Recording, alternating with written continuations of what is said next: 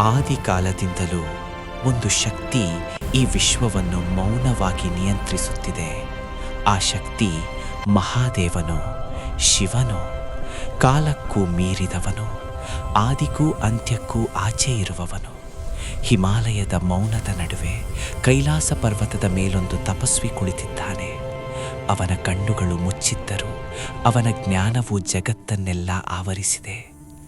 ಜಟೆಯಲ್ಲಿ ಹರಿಯುವ ಗಂಗೆಯ ಮೃದುವಾದ ಧ್ವನಿ, ಚಂದ್ರನ ಶಾಂತ ಕಿರಣ, ಭಸ್ಮದಿಂದ ಅಲಂಕರಿಸಿದ ದೇಹ, ಕಂಠದಲ್ಲಿ ನೆಲೆಸಿರುವ ನಾಗ, ಇವುಗಳೆಲ್ಲ ಅವನ ವೈರಾಗ್ಯದ ಸಂಕೇತಗಳು. ಅವನು ಮೌನವಾಗಿದ್ದರೂ ಅವನ ಸನ್ನಿಧಾನವೇ ಶಕ್ತಿ.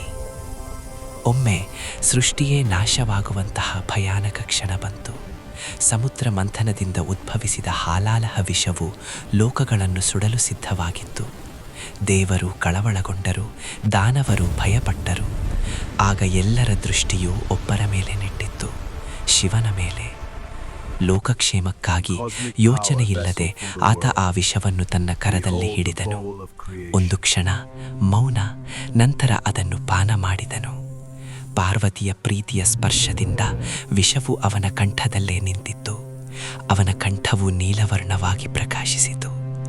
ಆ ದಿನದಿಂದಲೇ ಅವನು ನೀಲಕಂಠ, ತನ್ನನ್ನು ತ್ಯಾಗ ಮಾಡಿ ಲೋಕವನ್ನು ರಕ್ಷಿಸಿದ ದೇವರು.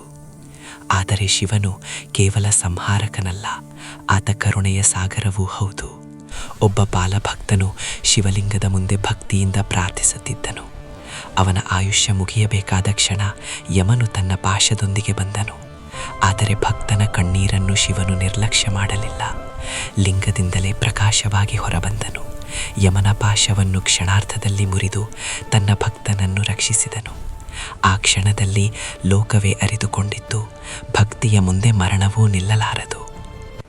ಶಿವನು ತಾಂಡವ ಮಾಡುವವಳು ಭೂಮಿಯೇ ಕಂಪಿಸುತ್ತಿದೆ.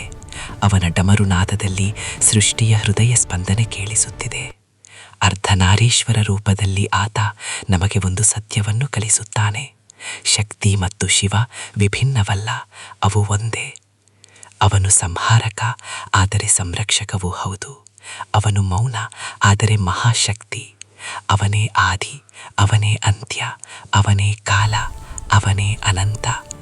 ಶಿವನೇ ಸತ್ಯ, ಶಿವನೇ ಶಾಂತಿ, ಶಿವನೇ ಪರಮತತ್ವ.